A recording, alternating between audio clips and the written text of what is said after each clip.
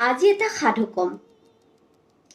এখন দেশৰ এখন গাঁৱত এজোপা আহঁত গছত এটা চৰাই বাস কৰিছিল। চৰাইটো বহুত অকলশৰীয়া আছিল। ওচৰৰ গছবোৰত বহুত চৰাই বাস আছিল যদিও বহুত চৰাই বাস কৰিছিল যদিও এই আহঁতজোপাত থকা চৰাইটোৰ লগত কোনো চৰাইৰ মাতবোল তেনেকৈ নাছিল।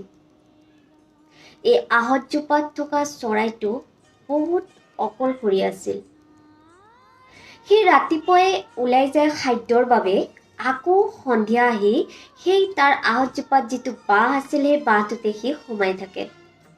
তেনেকৈ পাৰ হৈ আহিছিল চৰাইটোৰ জীৱন। ঠিক তেনে সময়তে এটা হঠাৎ কৰবাৰ পৰা নতুন চৰাই আহি আহঁতজোপাত পৰিল।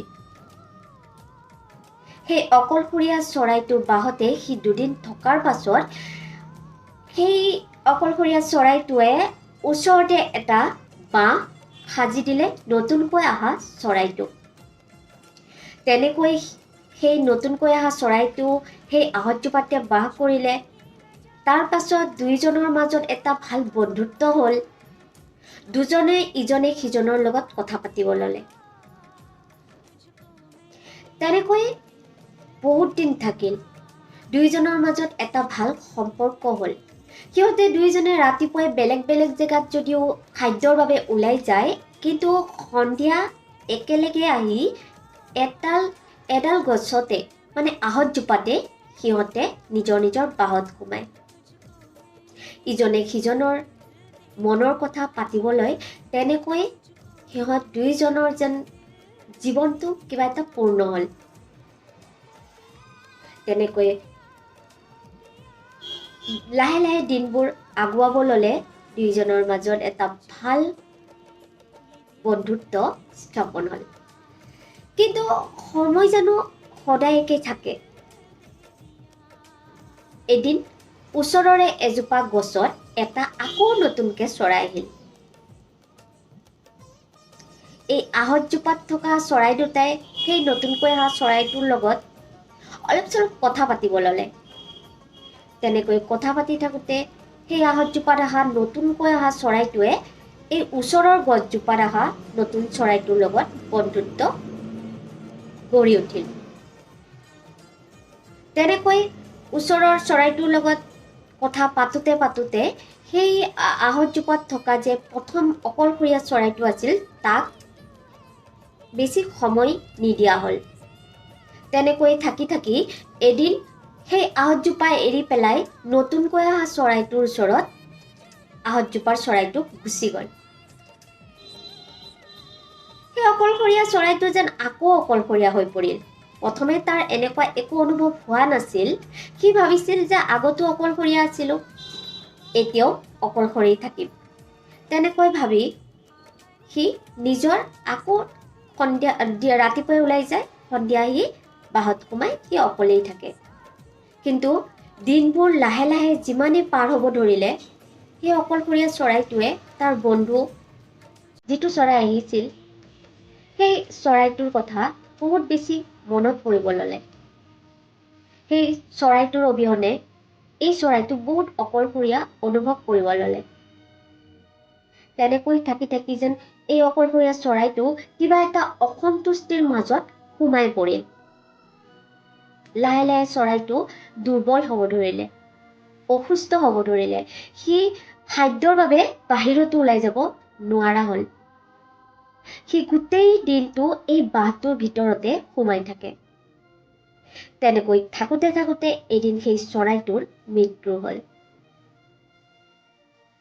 মৃত্যু হোৱাৰ পাছত চৰাইটোৱে ঈশ্বৰক সুধিলে, হে ঈশ্বৰ, মোৰ কিয় এনেকুৱা হ'ল? মোৰ বন্ধুৱেতো মোক খুওৱা নাছিল। মোৰ বন্ধুৱেতো মোক কেতিয়াও কোনো বিপদৰ পৰা উদ্ধাৰ কৰা নাছিল। মোৰ বন্ধুৱেতো মোক কেতিয়াও সহায় কৰা নাছিল। তাৰ পাছতো মোৰ বন্ধুৱে মোক এৰি থৈ যোৱাৰ ফলত আজি মোৰ কিয় এনেকুৱা হ'ল? সিটোতো আগৰ দৰেই আছে, তাৰটোতো মোৰ দৰে হোৱা নাই, মোৰ কিয় হ'ল? তেতিয়া ঈশ্বৰে হাঁহি মাৰি সেই চৰাইটোক ক'লে যে সি তোমাক কেৱল মাত্ৰ কথা পাতিবৰ বাবেহে অভ্যাস বনাইছিল, যিটো অভ্যাস এতিয়াও সি কৰিয়ে আছে।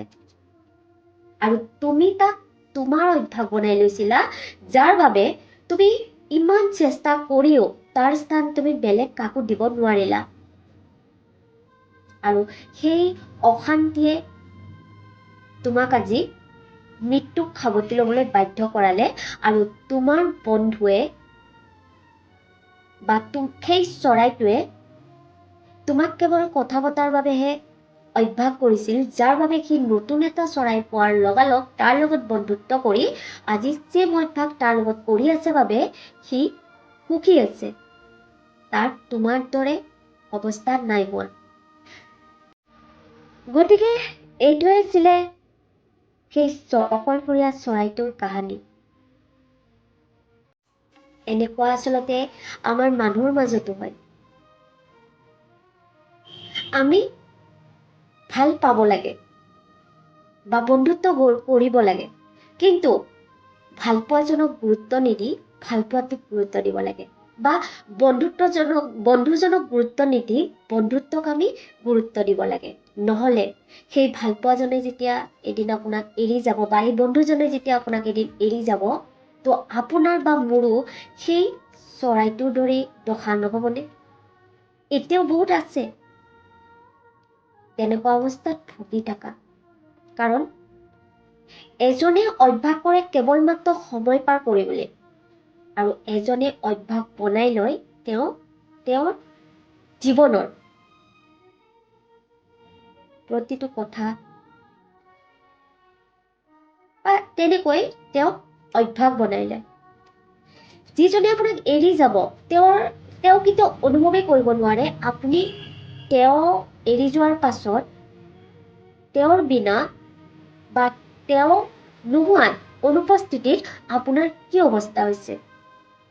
কাৰণ তেওঁ আপোনাক কেৱল মাত্ৰ কথা পতাৰ বাবেহে অভ্যাস বনাইছিল, যাৰ বাবে তেওঁ নতুনক আঁকোৱালি লৈ আপোনাক তেওঁ পাহৰি গ'ল।